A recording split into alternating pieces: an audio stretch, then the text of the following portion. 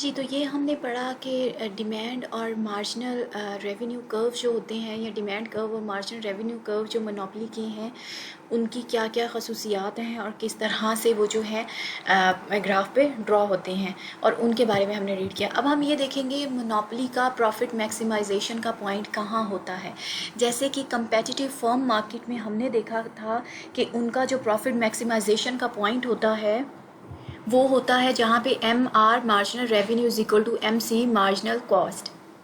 उसी तरह से मोनोपोली में भी मार्जिनल रेवेन्यू और मार्जिनल कॉस्ट जो है जहाँ पे इंटरसेक्ट करती हैं आपस में, जहाँ पे वो क्रॉस करती हैं एक दूसरे को, वहाँ पे वो पॉइंट जो होता है उसको प्रॉफिट मैक्सिमाइजेशन पॉइंट कहा जाता है। So we can say that profit maximisation for a monopoly is that point where marginal revenue equals to marginal cost. Marginal revenue जहाँ पे इक्वल आ जाता है मार्जिनल कॉस्ट के, यहाँ जहाँ पे ये दोनों इंटरसेक्ट करते हैं। So a monopoly maximizes profit by producing the quantity at which marginal revenue equals marginal cost, where MR is equal to MC। जहाँ पे MR is equal to MC आ जाएगा वो profit maximization का point होगा। जैसे कि यहाँ पे हमने बात की थी कि मोनोपोली में डिमांड कर्व जो है वो अलग होता है, डिमांड कर्व अलग होता है और मार्जिनल रेवेन्यू कर्व अलग होता है। सो मार्जिनल रेवेन्यू का कर्व जो है जहाँ पे एमसी के इक्वल आ जाएगा वहाँ तो प्रॉफिट मैक्सिमाइजेशन पॉइंट हो गया। अब जो डिमांड कर्व जो है वहाँ से हम लोग इसकी प्राइस को एस्टिमेट करेंगे कि जो प्रोडक्ट है मोनोपोली, जो कंपनी जो है मोनोपोली की जो फर्म है वो जो प्रोडक्ट ऑफर करिए उसकी प्राइस क्या होगी, उसके लिए हम लोग डिमांड कर्व को यूज़ करेंगे। So it then uses the demand curve to find the price that will induce consumers to buy that quantity। वो क्वांटिटी या वो जो प्रोडक्ट प्रोड्यूस कर रहा है मोनोपोली वाली फर्म वाला, उसको बायर्स को इंड्यूस करने के लिए कि वो उसको परचेज करें, हम लोग डिमांड कर्व को देखते हैं ताकि वहाँ से हम प्राइस को निकाल सकें। नेक्स्ट स्लाइड पे मैं आपको ग्राफ शो करी हूँ जिससे कि आप अंडरस्टैंड करेंगे कि मोनोपोली में प्रॉफिट मैक्सिमाइजेशन पॉइंट कहाँ पे होता है।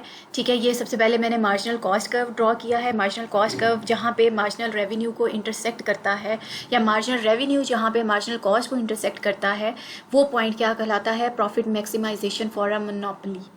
और वो पॉइंट मैं स्क्रीन पे ड्रॉ कर रही हूँ, दैट इज़ ए। ये पॉइंट है जो कि हमारा प्रॉफिट मैक्सिमाइजेशन को डिनोट कर रहा है, जहाँ पे एम सी एम आर को कट कर रहा है। ये हमारा पॉइंट प्रॉफिट मैक्सिमाइजेशन का पॉइंट है।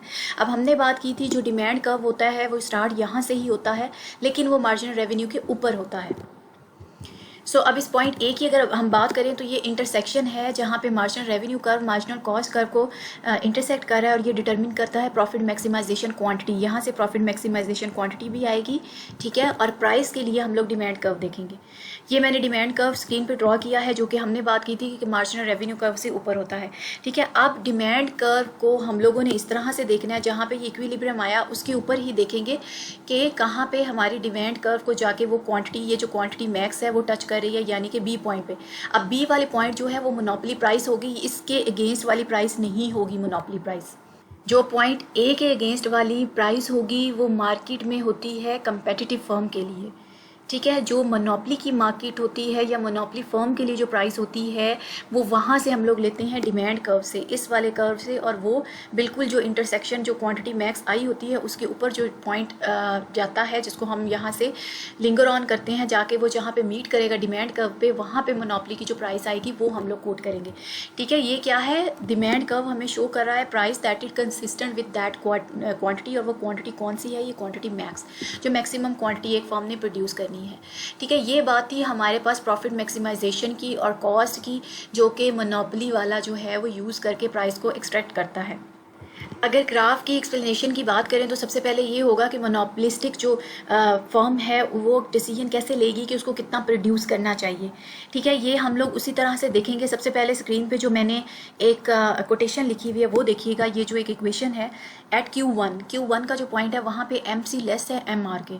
मार्जिनल कॉस्ट हमारी कम है, मार्जिनल रेवेन्यू ज़्यादा है। जब मार्जिनल रेवेन्यू ज़्यादा हो तो आप क्वांटिटी इंक्रीज़ कर देते हो, जिसके इंक्रीज़ करने से प्रॉफिट भी इंक्रीज़ हो जाता है। और Q1 हमारा कौन सा पॉइंट है, हम लास्ट स्लाइड पे देख लेते हैं। ये Q1 हमारा पॉइंट है यहाँ पे, जहाँ पे MC जो है ये MC है, MC लेस है MR से, MR ग्रेटर है, ये देखिए, ठीक है। Q1 पे यहाँ पे MC है और यहाँ पे MR है, ठीक है। तो हम लोग कह सकते हैं इस पॉइंट पे क्वांटिटी जो है वो इंक्रीज़ की जा सकती है, क्वांटिटी मैक्स की तरफ मूव किया जा सकता है और प्रॉफिट इंक्रीज़ किया जा सकता है, ठीक है। अब इसके साथ अगर हम बात करें कि जो फर्म है वो इतनी क्वांटिटी प्रोड्यूस कर रही है Q2 हम लोग देखें तो यहाँ पे ये मार्जिनल रेवेन्यू को टच कर रहा है और मार्जिनल कॉस्ट अबव है, मार्जिनल कॉस्ट ऊपर है, ये कॉस्ट कर्व है, ठीक है, ये कॉस्ट कर्व ऊपर है और ये रेवेन्यू कर्व नीचे, क्योंकि कॉस्ट ज़्यादा पड़ रही है इस पॉइंट पे और हमारे पास जो है वो कम है जो मार्जिनल रेवेन्यू है। सो हम लोग क्या करेंगे, क्वांटिटी को डिक्रीज़ करेंगे, ठीक है, और हमारी ताकि मार्जिनल कॉस्ट जो है वो कम हो, मार्जिनल रेवेन्यू इंक्रीज हो सके, इस तरह से हम लोग प्रॉफिट को इंक्रीज करेंगे। हमने मूव करना है क्वांटिटी मैक्स की तरफ और क्वांटिटी मैक्स कम है क्वांटिटी 2 की निस्बत। सो हम लोग अपनी क्वांटिटी डिक्रीज कर देंगे ताकि हम लोग प्रॉफिट जो है वो अर्न कर सकें। जब भी MC ग्रेटर होगा MR से हम क्वांटिटी डिक्रीज करेंगे और प्रॉफिट इंक्रीज कर लेंगे। क्यों? क्योंकि ताकि हमारी MC कम हो जाए और जो मैक्सिमम पॉइंट है जहाँ पे क्वांटिटी मैक्स आ रही है वहाँ पे MC is equal to MR होता है और जहाँ पे MC is equal to MR होता है या क्वांटिटी मैक्स जहाँ पे आ रहा होता है वहाँ पे मोनोपोलिस्टिक का प्रॉफिट मैक्सिमाइजेशन पॉइंट आ जाता है, वहाँ पे उसका प्रॉफिट मैक्सिमाइज हो रहा होता है। ये 3 पॉइंट जो इस ग्राफ से हमने अंडरस्टैंड करने थे वो ये इक्वेशन में लिखे हुए हैं, आप ये इक्वेशन भी अंडरस्टैंड कर लें तो जो वर्डिंग यहाँ लिखी हुई है वो इसी की ही एक्सप्लेनेशन है, ठीक है। अब हम लोग देखते हैं कि प्रॉफिट मैक्सिमाइजेशन किस तरह से जो है वो डिफरेंट है प्रॉफिट मैक्सिमाइजेशन कंपेटिटिव फर्म में। हमने जैसे कि बात की कि प्रॉफिट मैक्सिमाइजेशन की अगर सिर्फ बात करें तो वो कंपेटिटिव फर्म और मोनोपोलिस एक जैसी हैं। जहां MC is equal to MR आ जाएगा वहाँ पे दोनों का प्रॉफिट मैक्सिमाइजेशन का पॉइंट आता है, चाहे वो मोनोपोली हो या चाहे वो कंपेटिटिव फर्म हो, ठीक है। लेकिन but there is an important difference between the types of the firm. अब कंपेटिटिव फर्म और मोनोपोली में एक इंपॉर्टेंट डिफरेंट है इन दोनों टाइप्स में और वो क्या है, the marginal revenue of competitive firms equals it's price. Marginal revenue जो कंपेटिटिव फर्म का होता है वो उसके प्राइस के इक्वल होता है, लेकिन whereas the marginal revenue of monopoly is less than its price and that is वो हमेशा मार्जिनल रेवेन्यू इससे प्राइस उसकी प्राइस से कम होता है। कैसे कम होता है ये समझाने के लिए आपको ग्राफ पे शो करी हूँ, ये देखिएगा, ये प्राइस थी मोनोपोली की B पॉइंट पे और मोनोपोली का रेवेन्यू कौन से पॉइंट पे, A पॉइंट पे जहाँ पे क्वांटिटी मैक्स हो रही है। तो यहाँ पे वो है मार्जिनल रेवेन्यू और प्राइस उससे ऊपर सेट है, तो it's what does it mean, it means कि प्राइस हमेशा ज़्यादा होती है MR से, मार्जिनल रेवेन्यू से मोनोपोली के केस में। वेयर एज अगर हम कंपेटिटिव फर्म्स की बात करें तो वहाँ पे प्राइस जो होती है वो MR के इक्वल होती है और MR इक्वल होता है AR के, ठीक है। सो कंपेटिटिव फर्म में क्या होता है, P is equal to MR is equal to MC, ठीक है। प्राइस वो वाली हम लोग लेते हैं जहाँ पे MR is equal to MC आ जाता है, लेकिन मोनोपोली में हम लोग वो वाली प्राइस लेंगे जहाँ पे प्राइस ग्रेटर देन MR होगी, ठीक है। MR is equal to MC से ग्रेटर होगी, जो इक्विलिब्रियम पॉइंट होगा ये इनका इंटरसेक्शन उससे ज़्यादा प्राइस होती है। वेयर एज कंपेटिटिव फॉर्म में जो इनका इक्विलिब्रियम पॉइंट होता है जहाँ पे MR is equal to MC आ रहा होता है, प्राइस भी उसके इक्वल ही होती है, जो इस इंटरसेक्शन के सामने प्राइस आ रही होती है। ये मैं पहले आपको ग्राफ से भी बता चुकी हूँ, ठीक है। सो अब नेक्स्ट पॉइंट जो हमारा यहाँ समझने का है वो ये है कि how does the monopoly finds the profit maximization price for it product. जैसे हमने बात की कि वो डिमांड कर्व से अपनी प्राइस को जो है वो एक्सट्रैक्ट करती है या अपनी प्राइस को मालूम करती है, तो उसको हम लोग देखेंगे वर्ड्स में किस तरह से हम लोग लिख सकते हैं। जैसे कि अब मोनोपोली की फर्म को पता चल गया कि कितनी क्वांटिटी उसने प्रोड्यूस करनी है या क्वांटिटी मैक्स कितनी वो प्रोड्यूस करे तो वो प्रॉफिटेबल रहती है, ठीक है। So after the monopoly firms chooses the quantity of output that equates marginal revenue और मार्जिनल कॉस्ट। जब मार्जिनल रेवेन्यू मार्जिनल कॉस्ट के इक्वल आ जाएगा उसके बाद इसने क्या करना है, it uses the demand curve to find the highest price it can charge and sell that quantity, जो कि हमने फिगर 4 में पीछे देखा कि profit maximization price is found at point B। जो पॉइंट B पे आ रही थी प्राइस हमने वही ली थी। मैं आपको ग्राफ से भी शो करती हूँ अगेन, ये देखिएगा ग्राफ पे भी आपको शो हो रहा है ये वाली प्राइस, ये पॉइंट B पे जो प्राइस है जो डिमांड कर्व से हमने फाइंड की थी ये मोनोपोली प्राइस है, ठीक है बच्चों। सो इस तरह से मोनोपोली की फर्म में जो है वो प्राइस जो है वो एस्टिमेट की जाती है या प्राइस निकाली जाती है। प्रॉफिट मैक्सिमाइजेशन पॉइंट को अगर हम मज़ीद थोड़ा सा डिटेल करें तो हम लोग उसको कंपेयर कर सकते हैं मोनोपोली को और कंपेटिटिव मार्केट्स को और इनके की डिफरेंसेस देख सकते हैं। वो कौन से हैं, for a competitive firm price equals marginal cost. अगर हम कंपेटिटिव फर्म की बात करें तो प्राइस इक्वल होती है मार्जिनल कॉस्ट के, और ये आपने हमेशा याद रखना है। अगर आपसे पूछा जाए कि कंपेटिटिव फर्म में क्या प्राइस इक्वल होती है मार्जिनल कॉस्ट के या कंपेटिटिव फर्म में price equals to marginal cost, demand curve, supply curve या कुछ भी ऐसे आपसे पूछा जाए तो आपको पता होना चाहिए मार्जिनल कॉस्ट के इक्वल होती है। यहाँ अगर आपको एवरेज कॉस्ट दिया हुआ है तो उसके इक्वल होती है, एक ही बात है। क्या होती है कंपेटिटिव फर्म में? Price is equal to MR is equal to MC, ठीक है। वेयर एज मोनोपली फर्म में प्राइस एक्सीड कर जाती है मार्जिनल कॉस्ट के। P is greater than MR is equal to MC, जहाँ पे MR MC के इक्वल होगा, प्राइस उससे अबव सेट होगी। So now we can see a key difference between the markets with competitive firms and the market with monopoly firm. In the competitive firm, market equals marginal cost, whereas in monopoly market or monopolized markets, price exceeds marginal cost. ठीक है, ये बात हम पहले भी कर चुके हैं, यहाँ पे उन्होंने ज़रा उसको खूबसूरत वे में दोबारा से आपको एक्सप्लेन कर दिया है ताकि आप इसको अंडरस्टैंड कर सकें। अब हमने जो कैलकुलेट करना है वो मोनोपली फर्म का प्रॉफिट, और मोनोपली का प्रॉफिट हम लोग किस तरह से कैलकुलेट करते हैं। जैसे कि हमें पता है ये प्रॉफिट टोटल रेवेन्यू में से टोटल कॉस्ट को अगर हम निकाल दें तो हमारे पास आ जाता है profit is equal to TR minus TC, जो कि हमने कंपेटिटिव फॉर्म में भी पढ़ा था। और जैसे कि हमें पता है कि profit is equal to TR minus TC, total revenue minus total cost. Total revenue में से टोटल कॉस्ट को माइनस कर दें तो वो हमारे पास प्रॉफिट आ जाता है। अगर हम टोटल रेवेन्यू को डिवाइड कर दें क्वान्टिटी के साथ, जो क्वान्टिटी प्रोड्यूस थी, ठीक है, और इसी तरह से हम टोटल कॉस्ट को भी डिवाइड कर दें क्यू के साथ, ठीक है, तो ये हमारे पास क्या चीज़ बन जाती है? Average revenue and average total cost.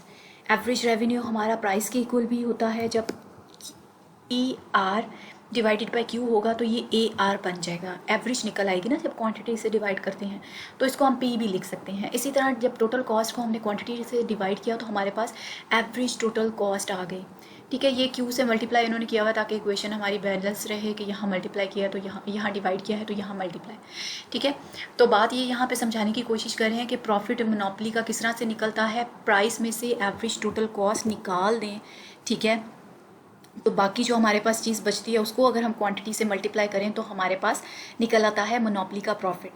लेकिन हम लोग क्या करते होते थे पहले, नॉर्मल अगर फॉर्म्स की बात की जाए तो उसमें हम टोटल रेवेन्यू में से टोटल कॉस्ट को माइनस कर देते थे तो हमारे पास प्रॉफिट आ जाता था। मोनोपली में हमने क्या करना है, मोनोपली में प्राइस में से पहले एवरेज टोटल कॉस्ट को माइनस करना है, फिर उसको मल्टीप्लाई करना है क्वान्टिटी के साथ, ठीक है। सो हम कह सकते हैं monopolistic will receive economic profit as long as price is greater than the average total cost. जब तक ये वाली फिगर प्राइस की ग्रेटर होगी एवरेज टोटल कॉस्ट से, तब तक मोनोपली जो है वो प्रॉफिट में रहेगी। इसको अब ग्राफ के थ्रू आपको शो करती हूँ। ये है एवरेज टोटल कॉस्ट कर्व, ये मैंने ड्रॉ किया मार्जिनल कॉस्ट कर्व, ये मैंने ड्रॉ किया मार्जिनल रेवेन्यू कर्व, ठीक है। अब मैंने ड्रॉ किया यहाँ पे ये जो पॉइंट, अब ये जो पॉइंट है ये एवरेज टोटल कॉस्ट का पॉइंट है जहाँ पे ये एवरेज टोटल कॉस्ट मिनिमम है, ठीक है। अब हमने इससे पॉइंट से क्या समझना है, ये मैंने डिमांड कर्व इसलिए ड्रॉ किया है ताकि हमें मोनोपली की कॉस्ट का भी पता चल जाए। मोनोपली की फॉर एग्जांपल ये Q मैक्स थी और ये उसकी प्राइस थी। अब एवरेज टोटल कॉस्ट यहाँ पे आ रही है, ठीक है, ये पॉइंट है एवरेज टोटल कॉस्ट का जो कि मैंने इस तरफ को इसको ड्रॉ किया। अच्छा, अब ये पोर्शन देखिएगा, ये कॉस्ट हमें पड़ रही है चीज़ की और ये प्राइस हम चार्ज कर रहे हैं, तो ये इतना सारा पैसा बीच का, ये वाली चीज़ कहाँ जा रही है? ये मोनोपली का प्रॉफिट जो है वो डिनोट कर रहा है। पॉइंट कौन सा मैं आपको स्क्रीन पर ड्रॉ करके बता रही हूँ, BCDE, ये वाला पोर्शन कहाँ जा रहा है? ये मोनोपली का प्रॉफिट है। यही बात पीछे हमने समझाने की कोशिश की कि प्राइस जब ग्रेटर होगी एवरेज टोटल कॉस्ट से तो ये वाला जो पोर्शन बीच में बन जाएगा ये मोनोपली का प्रॉफिट होगा, ठीक है। इस ग्राफ से ये अंडरस्टैंड कीजिएगा, जो एरिया है BCDE वो मोनोपली फर्म का प्रॉफिट है, और the height of the box that is denoting by BC, ये जो हाइट है बॉक्स की यहाँ से B से लेके C तक की, ये price minus average total cost के बाद का जो चीज़ है वो उसको डिनोट कर रहा है, विच equals profit per unit sold. Per unit sold पे हमें जितना प्रॉफिट मिलेगा ये वो चीज़ हमें बता रहा है। क्यों? क्योंकि average total cost per unit है, ठीक है। So the width of the box that is DC is the number of the unit sold, जबकि ये हमें बता रहा है DC कितने यूनिट सोल्ड हुए, ये क्वांटिटी मैक्स है, जितनी क्वांटिटी यहाँ पे प्रोड्यूस हुई ये वो बता रहा है, और ये BC जो है वो हमें ये बता रहा है पर यूनिट हमें प्रॉफिट कितना पड़ रहा है, ठीक है। इन शॉर्ट आपको समझने की ये ज़रूरत है कि ये वाला एरिया जो है एवरेज टोटल कॉस्ट के ऊपर और प्राइस के नीचे वाला, ठीक है, ये प्राइस के पॉइंट के नीचे वाला जो एरिया है ये हमें मोनोपली का प्रॉफिट शो कर रहा है, ठीक हो गया। अब हमने ये देखना है the welfare cost of monopoly. अब इसका क्या मतलब है? अगर हम इसको कंपेयर करें कंपेटिटिव फर्म से तो हम लोग ये कह रहे हैं कि मोनोपली प्राइस हायर चार्ज कर रही है, ठीक है। क्योंकि मोनोपोलिस्टिक फर्म वो वाली प्राइस चार्ज करती है जो कि इंटरसेक्शन पॉइंट जहाँ पे MR=MC होता है और प्राइस उससे ऊपर आ रही होती है डिमांड कर्व के ऊपर, वो वाली प्राइस जो है मोनोपोली चार्ज करती है, लेकिन कंपेटिटिव फर्म जो इक्विलिब्रियम पे ही प्राइस आ रही होती है उसको चार्ज करती है। तो हम लोग कह सकते हैं कि मोनोपोली की प्राइस जो होती है वो हायर होती है देन कंपेटिटिव फर्म, और मार्जिनल कॉस्ट से ज़्यादा भी चार्ज कर रही होती है, दूसरे अल्फाज में ये भी कह सकते हैं। सो अगर from the point of view of consumer बात करें तो ये जो हाई मोनोपोली प्राइस चार्ज कर रहा है ये अनडिज़ायरेबल है। कोई भी कंज्यूमर, कोई भी सारिफ ये नहीं चाहेगा कि उसको कोई भी प्रोडक्ट जो मोनोपोली है जिनके पास वो महंगा मिले। लाइक बिजली है, इलेक्ट्रिसिटी है, ये मोनोपोली है। अब हम नहीं चाहते कि हम सारिफीन जो हैं, जो बिजली सारिफीन हैं, हम लोग नहीं चाहते कि हमें ये प्रोडक्ट महंगा मिले। हमारे पॉइंट ऑफ व्यू से ये हाई प्राइस जो चार्ज कर रहा है वापडा अनडिज़ायरेबल है, हमें ये बिल्कुल पसंद नहीं है। लेकिन अगर from the point of view of owner बात करें, सो ऑनर्स के पॉइंट ऑफ व्यू से कोई भी बिज़नेस जो कि मोनोपोली का बिज़नेस होता है वो बहुत डिज़ायरेबल होता है, क्योंकि वो उसमें हाई प्राइस चार्ज कर सकते हैं। ठीक है, जब वो हाई प्राइस चार्ज करेंगे तो वो डिज़ायरेबल बन जाएगा। ठीक है, कोई भी ऑनर जो होगा, कोई भी बिजनेसमैन जो होगा, वो चाहेगा कि उसको भी किसी टाइप की मोनोपोली जो है वो अवेलेबल हो, ताकि वो भी ज़्यादा से ज़्यादा प्रॉफिट अपनी मनमानी कर सके, अपनी मर्ज़ी की प्राइस सेट कर सके और ज़्यादा से ज़्यादा प्रॉफिट जो है वो अवेल कर सके।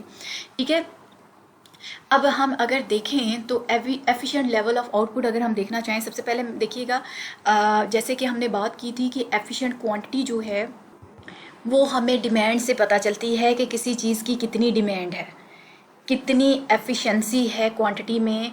ठीक है, या कितना एफिशिएंट है क्वांटिटी को प्रोड्यूस करना। ये बात अभी आपको मे भी समझ नहीं आ रही, लेकिन ग्राफ देखिएगा, मैंने मार्जिनल कॉस्ट ड्रॉ की है और डिमांड ड्रॉ की है। डिमांड का मतलब है वैल्यू कितनी है कस्टमर्स को उस चीज़ की। ठीक है, अब पहले ये देखिएगा, ये एफिशिएंट क्वांटिटी है। एफिशिएंट क्वांटिटी समझ आ गया कि एफिशिएंट क्वांटिटी क्या होती है। एफिशिएंट क्वांटिटी वो है जहाँ पे डिमांड मार्जिनल कॉस्ट की इक्वल आ जाती है। ठीक हो गया, जहाँ पे मार्जिनल कॉस्ट का और डिमांड का इक्विलिब्रियम आता है वहाँ पे एफिशिएंट क्वांटिटी होती है। ठीक है, वो पॉइंट एफिशिएंट क्वांटिटी। अब यहाँ पे देखिएगा cost to the monopolistic, cost जो मोनोपोलिस्टिक को आ रही है वो यहाँ पे है मार्जिनल कॉस्ट, और डिमांड अगर हम देखें तो डिमांड ये है वैल्यू टू द बायर।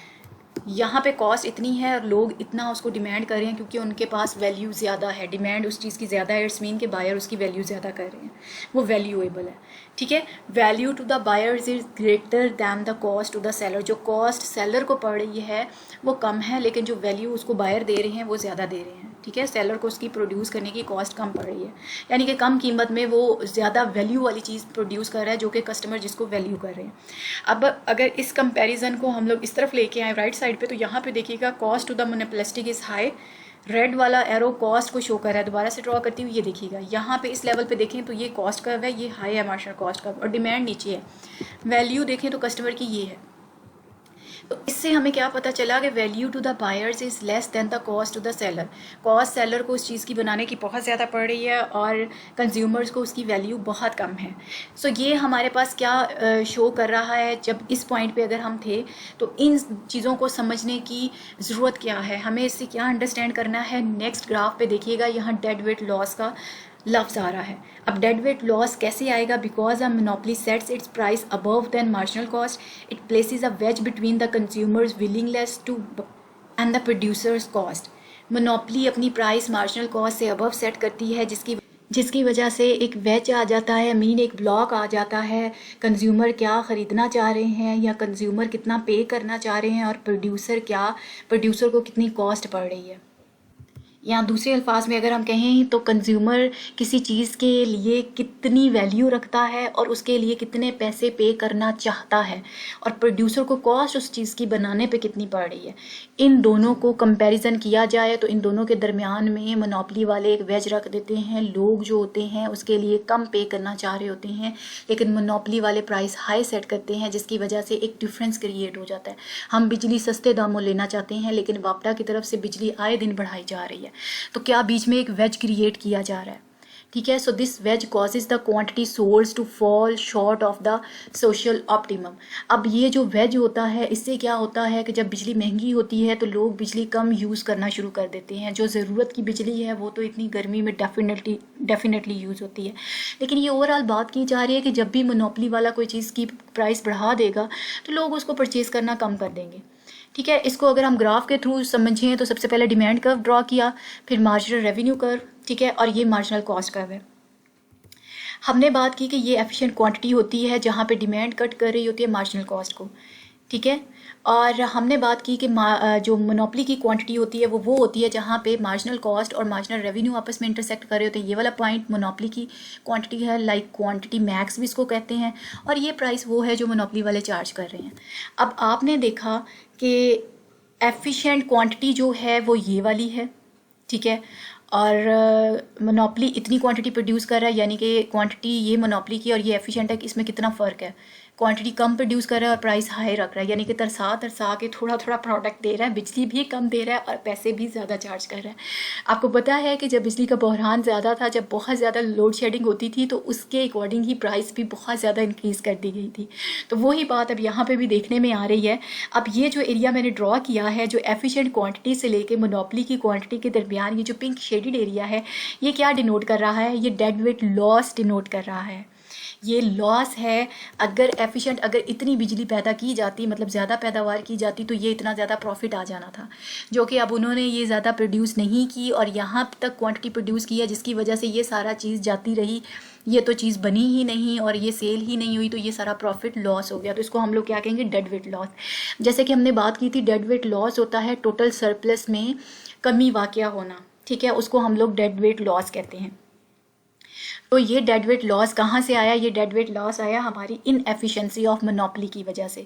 इस ग्राफ के साथ में ये एक्सप्लेनेशन भी लिखी हुई है। Dead weight loss is represented by the area of triangle between the demand curve which reflects the value of the goods to the consumer. ये वैल्यू थी गुड्स की, जो कंज्यूमर उसको वैल्यू कर रहे थे, and the marginal cost curve reflect the cost of the monopoly producers. और marginal cost curve जो है वो हमें शो कर रहा है कि यहाँ पे उसको देखिए कॉस्ट, फिर भी मार्जिनल कॉस्ट कम पड़ रही थी, यहाँ पे उसने प्राइस सेट की हुई है, उसके बावजूद भी उसने इतनी क्वांटिटी प्रोड्यूस नहीं की और ये जो इतना उसका प्रॉफिट था ये उसने जाने दिया। तो इसको क्या कहेंगे? Dead weight loss. So dead weight loss जो है वो इनएफिशिएंसी ऑफ मोनोपली को डिनोट करता है। So monopolistic produces less than the socially efficient quantity of output. और socially efficient quantity of output क्या थी? जहाँ पे marginal cost curve demand curve को इंटरसेक्ट कर रहा था, ठीक है। सो एफिशिएंसी लॉस अगर हो जाता है या प्रॉफिट लॉस होता है, जिसको हम लोग बोल रहे हैं dead weight loss. So dead weight loss caused by the monopoly similar to the dead weight loss caused by the taxation. जो हमने टैक्सेशन की वजह से डेड वेट लॉस पढ़ा था, जो टोटल सरप्लस में कमी आई थी, ये भी उसके सिमिलर ही है। So the difference between the two cases is that the government get the revenue from a tax whereas the private firms get the monopoly profit। अब दोनों डेड वेट लॉस में या दोनों केसेस में फ़र्क सिर्फ इतना है कि रेवेन्यू जो था टैक्स का, जो टैक्स की वजह से लॉस होता था या टैक्स की वजह से जो फ़ायदा होता था, टोटल सरप्लस इंक्रीज या डिक्रीज़ होता था, तो उसकी वजह से जो गवर्नमेंट को फ़ायदा होता था वो गवर्नमेंट की जेब में जाता था, उससे गवर्नमेंट को बेनिफिट होता था, वो गवर्नमेंट उसको ओन करती थी, जो रेवेन्यू मिलता था। यहाँ पे जो फ़ायदा मोनोपली की फर्म को मिल रहा है या मोनोपली को जो ये हरकत करके मिल रहा है, क्वांटिटी कम प्रोड्यूस करके और प्राइस हाई चार्ज करके जो उसको फ़ायदा हो रहा है, वो मोनोपली का प्रॉफिट है, गवर्नमेंट की जेब में नहीं जा रहा। अब हमने ये देखना है कौन सी पब्लिक पॉलिसीज़ हैं towards monopoly to control this situation और to control the problem of monopoly. Government intervene करती है, गवर्नमेंट और पॉलिसी मेकर्स जो होते हैं गवर्नमेंट के अंदर, वो रिस्पॉन्ड करते हैं मोनोपली के प्रॉब्लम को, मोनोपली को ख़त्म करने की कोशिश करते हैं, इस इजारादारी को ख़त्म करने की कोशिश करते हैं 4 तरीक़ों से। पहला तरीका ये है कि making monopolised industries more competitive.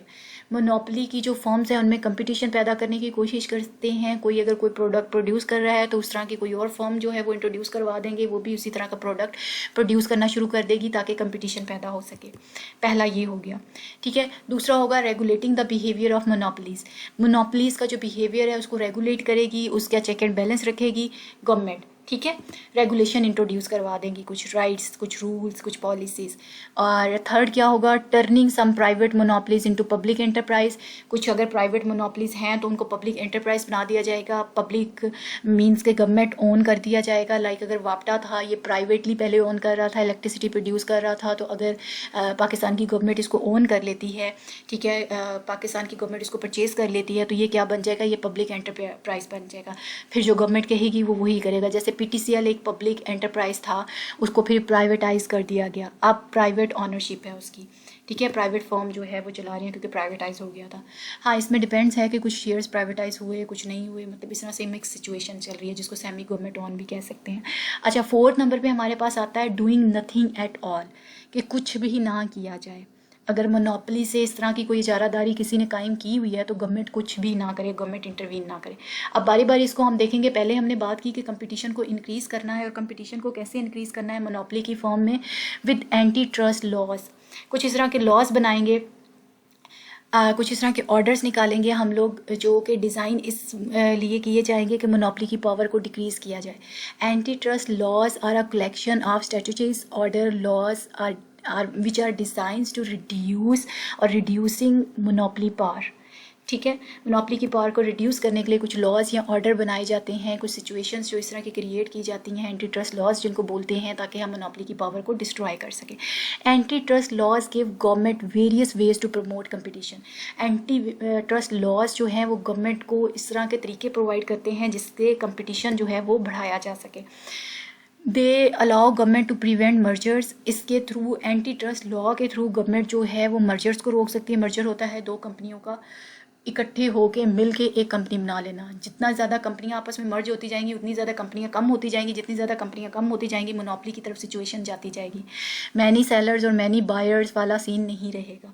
So such as over proposed merger between Coca Cola and Pepsi. Coca Cola और पेप्सी ने भी एक दफ़ा मर्जर करने की कोशिश की थी, और आपको पता है कि दोनों ही बहुत बड़ी कंपनीज हैं।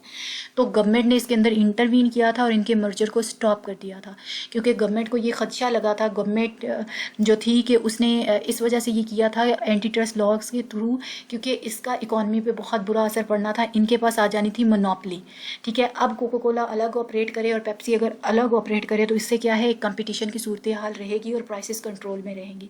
इस वजह से गवर्नमेंट ने इस मर्जर को रोक दिया था। They allow government to break up companies. अब ये जो एंटी ट्रस्ट लॉज हैं ये गवर्नमेंट को अलाउ करते हैं कि कंपनीज को ब्रेकअप किया जाए। एक अगर बहुत बड़ी कंपनी है उसको तोड़ मोड़ के उसके हिस्से कर दिया जाए, जैसे प्राइवेटाइज किया जाता है किसी चीज़ को। ठीक है, so they anti trust laws also prevent companies from performing activities that make market less profitable and less competitive। ठीक है, अब ये एंटी ट्रस्ट लॉज जो हैं ये कंपनीज की ऐसी एक्टिविटीज़ को भी रोकते हैं जिससे कि मार्केट में कंपटीशन कम हो। कोई भी ऐसी एक्टिविटी जिससे मोनोपोली को इंक्रीज़ करने का ख़दशा हो और कंपटीशन को कम करने का ख़दशा हो, ये एंटी ट्रस्ट लॉज उन सबको रोकते हैं। एंटी ट्रस्ट लॉज बेसिकली वो लॉज और ऑर्डर्स हैं जिससे कि मार्केट में मोनोपोली की पावर को तोड़ा जाता है और कंपटीशन को बढ़ाया जाता है। ठीक है, अब दो तरह के इम्पॉर्टेंट एंटी ट्रस्ट लॉज जो हैं वो सर्कुलेट करते हैं। पहला है शर्मन एंटी ट्रस्ट एक्ट 1890। ठीक है, जो कि इस पे काम करता है कि वो मार्केट पावर जो है उसको रिड्यूस करे लार्ज एंड पावरफुल ट्रस्ट की, जो कि उस टाइम पीरियड में जिनके पास है या कंपनीज की। ठीक है, ये एंटी ट्रस्ट एक्ट जो है शर्मन का 1890 का वो ये करता है। उसके बाद क्लेटन एक्ट है 1914 का। ये क्या करता है, ये स्ट्रेंथन करता है government powers and authorised private law suit. Government को ये पावर देता है और उनको ऑथराइज करता है कि वो प्राइवेट लॉ सूट्स जो हैं वो करें। लॉ सूट्स क्या होते हैं कि अगर कोई मामला हल नहीं हो पा रहा तो आप कोर्ट में जाके उसको जो है वो लीगली तरीके से वो डिस्प्यूट जो है वो सू करने के बाद उसको हल कर सकते हैं। ठीक है, ये इसका मकसद है। तो दो तरह के इंपॉर्टेंट एंटी ट्रस्ट लॉज जो हैं वो बनाए गए, Sherman anti trust act and Clayton act. ठीक है, जिनकी अपनी अपनी जो हैं वो स्ट्रेंथ्स हैं, अपने अपने जो हैं करैक्टरिस्टिक्स हैं। बेसिकली एंटी ट्रस्ट लॉज जो थे वो बनाए गए थे ताकि मोनोपोली की पावर को कम किया जाए और कंपटीशन को इंक्रीज़ किया जाए। ठीक है, अब हमने सेकंड देखा कि रेगुलेशन जो है वो है। अब रेगुलेशन क्या है, ये एक बहुत अलग तरीका है जिसमें क्या करती है, गवर्नमेंट डील करती है मोनोपोली की प्रॉब्लम के साथ ताकि उसको रेगुलेट कर सके और अमेंड कर सके behaviour of monopolist. Another way that the government deals with the problem of monopoly is by regulating or amending the behaviour of monopolist. Monopolistic behaviour जो है उसको अमेंड कैसे किया जाए, कैसे ठीक किया जाए, वो एक और सोल्यूशन है उसके लिए रेगुलेशन का। सो this solution is common in the case of natural monopolies. ये वाला सोल्यूशन जो रेगुलेशन का है ये कहाँ पे ज़्यादा कॉमन है, नेचुरल मोनोपोलीज में। और नेचुरल मोनोपोलीज कैसे होती हैं, such as water, electric companies like वासा, वापडा, SNGL। ठीक है, ये जो नेचुरल मोनोपोलीज जिनके पास हैं, कुदरती monopolies. These companies are not allowed to charge any price they want इनको अलाउ नहीं किया जाता कि बिल्कुल अपनी मर्ज़ी की प्राइस को जो है वो प्रीवेल करते हैं कंट्री के अंदर, ठीक है, या इम्पोज करें। Instead government agencies regulate there price. असल में दर हकीकत क्या होता है कि गवर्नमेंट एजेंसीज जो होती हैं वो रेगुलेट कर रही होती हैं इनकी प्राइस को। जैसे वापडा अगर बिजली महंगी करना चाह भी रहा है तो वो गवर्नमेंट को जो है वो नोटिस देता है, गवर्नमेंट अलाउ करती है, ठीक है, वापडा के कहने पे वापडा अपने रोने धोने करता है कि हमें कॉस्ट ज़्यादा पड़ रही है, ये है वो है। सो हम क्या करेंगे, रेगुलेशन में गवर्नमेंट में regulate the prices that the monopoly charges. जो मोनोपोली प्राइस चार्ज करेगी वो गवर्नमेंट रेगुलेट करेगी, गवर्नमेंट इम्पोज करेगी, गवर्नमेंट डिसाइड करेगी। So the allocation of resources will be efficient if the price is set to equal marginal cost. अब best allocation of resources तब होगी जब प्राइस मार्जिनल कॉस्ट के इक्वल होगी, जो कि मोनोपोली में चार्ज नहीं की जाती। मोनोपोली में हमेशा मार्जिनल कॉस्ट से ज़्यादा प्राइस चार्ज की जाती है, एंड यू नो दैट, हमने पीछे भी पढ़ा है। So allocative efficiency occurs when price is equal to MC, ठीक है। ये हमारे पास क्या बात थी, ये हमने बात की थी रेगुलेशन की, और रेगुलेशन में हमने एफिशिएंसी कब जो है वो अवेल करनी है, जब price is equal to MC हो जाएगी। प्राइस तो ये ज़्यादा चार्ज करते हैं जो मोनोपोली वाले हैं, ठीक है। अब जो थर्ड पॉलिसी है, the third policy used by the government to deal with the monopoly is the public ownership. Public ownership कर लें किसी चीज़ की, that is rather than regulating a natural monopoly that is run by a private firm, the government can run the monopoly itself. Government क्या करती है, वो उसकी ऑनरशिप ले लेती है, खुद ऑन कर लेती है, उसको एक पब्लिक एंटरप्राइज बना देती है, ठीक है। अब क्या वो करते हैं कि नेचुरल मोनोपोली को रेगुलेट करने से बेहतर ये है, उसका चेक एंड बैलेंस करने से बेहतर ये है कि आप क्या करो, आप मोनोपोली रन ही खुद करो। आप खुद जो है वो फर्म या मोनोपोली जो है मोनोपोली फर्म उसको खुद रन करो, आप खुद उसके ऑनर बन जाओ। So this solution is common in many European countries with the government owns and operates utilities such as telephone, water, electric companies. Like in United State the government runs the postal services. अब United States में government जो है वो postal service जो है उसको operate कर रही है, चला रही है, उसकी ऑनरशिप उसके पास है। और बहुत ज़्यादा जो हमारे यूरोपियन कंट्रीज़ हैं वहाँ पे मोनोपोली को तोड़ने के लिए ये पब्लिक ऑनरशिप वाला ही जो है हरबा इस्तेमाल किया जाता है, जहाँ पे गवर्नमेंट जो नेचुरल यूटिलिटीज़ हैं उनको ऑन कर लेती है, ठीक हो गया। तो अब ये हमारे पास बात थी, 3 हमने इसकी जो है सोल्यूशंस देखे। अब हम देखेंगे डूइंग नथिंग एट ऑल, कुछ भी ना करना। Each of the previous policies aimed at reducing the problem of monopoly has drawbacks. जितने भी पीछे हमने सोल्यूशंस देखे हैं मोनोपोली को तोड़ने मोड़ने के, उनके कुछ ना कुछ ड्रॉबैक्स भी हैं, उनके कुछ ना कुछ फ़ायदों के साथ नुकसान भी हैं। So as a result some economist argue that it is often best for the government not to try the remedy. But is it mean कि एज अ रिजल्ट कि आप लोगों ने जितने भी पीछे देखे हैं सोल्यूशंस मोनोपोली की प्रॉब्लम को हल करने के, उनके अपने भी कुछ नुकसान हैं। तो बहुत सारे इकोनॉमिस्ट ये कहते हैं कि बेस्ट सोल्यूशन ये है कि गवर्नमेंट कोई भी ऐसी रेमेडी ट्राई ना करे जिससे इनएफिशिएंसीज हुआ है या बदनज़मी जो कायम की गई है मोनोपोली की प्राइसिंग की वजह से, उसको एलिमिनेट किया जा सके, उसको ख़त्म किया जा सके। तो गवर्नमेंट ऐसा कोई भी हरबा इस्तेमाल ना करे, ठीक है। तो कहते हैं कि गवर्नमेंट कुछ भी ना करे। और we can say that government can do nothing at all if the market failure is deemed small। अगर मार्केट फेलियर जो है या मोनोपोली की वजह से जो मार्केट कंपटीशन है वो फेल हो रहा है, अगर वो छोटे लेवल पे कंसीडर किया जा रहा है, उसके नुकसानात जो हैं, तखमीना जो उसका लगाया जा रहा है वो स्मॉल लेवल पे है, तो गवर्नमेंट जो है वो कुछ ना करे, ठीक है, as compare to imperfection of public policies. और we can say that government can do nothing at all if the market failure is deemed small compare to the imperfection of the public policies. अब वो यहाँ पे ये कह रहे हैं कि जो हमें ड्रॉबैक्स मिलने हैं, जो इम्परफेक्शंस मिलनी है, अगर हम पब्लिक पॉलिसीज़ इंप्लीमेंट करें या वो पॉलिसीज़ इंप्लीमेंट करें जो कि प्रॉब्लम ऑफ मोनोपोली को रिड्यूस करने के लिए यूज़ की जा रही हैं, तो उनसे जितने नुकसानात होंगे, ठीक है, अगर जो नुकसानात हमें गवर्नमेंट की पॉलिसीज़ को इम्प्लीमेंट करने से होने हैं वो अगर ज़्यादा हैं, ठीक है, और वो नुकसान कम है कि गवर्नमेंट कुछ भी ना करे, गवर्नमेंट के कुछ ना करने की वजह से जो नुकसान है वो कम हो, ठीक है, और कुछ करने से नुकसान जो हो वो ज़्यादा हो। अगर गवर्नमेंट पब्लिक पॉलिसीज़ को इम्प्लीमेंट करे तो उसका नुकसान ज़्यादा हो, तो उससे बेहतर ये है कि गवर्नमेंट कुछ ना करे, क्योंकि कुछ ना करने का नुकसान कम है और कुछ करने का नुकसान बहुत ज़्यादा है, ठीक है। यहाँ पे वो ये बेसिकली बात करना चाह रहे हैं कि गवर्नमेंट इसके मुकाबले में कुछ भी ना करे। अब नेक्स्ट टॉपिक स्क्रीन पे हमारे पास जो शो हो रहा है वो प्राइस डिस्क्रिमिनेशन है। प्राइस डिस्क्रिमिनेशन क्या होता है? Price discrimination is the business practice of selling the same good at different prices to the different customers even though the cost for producing for the two customers are the same. Price discrimination ये होता है कि same चीज़ आप दो मुख्तलिफ customers को मुख्तलिफ price में सेल करो। फॉर एग्ज़ाम्पल मैं कोई ड्रेस परचेज़ करने जाती हूँ तो मुझे वो ड्रेस मिलता है 3000 का, और अगर मेरे बाद कोई और लेने जाता है तो वो इतना ज़्यादा बार्गेन करता है तो उसको वही वाला ड्रेस मिल जाता है 2500 का। तो ये क्या है, ये प्राइस डिस्क्रिमिनेशन हो रही है, फिक्स्ड प्राइस नहीं है, इसको बोलते हैं प्राइस डिस्क्रिमिनेशन। ठीक है।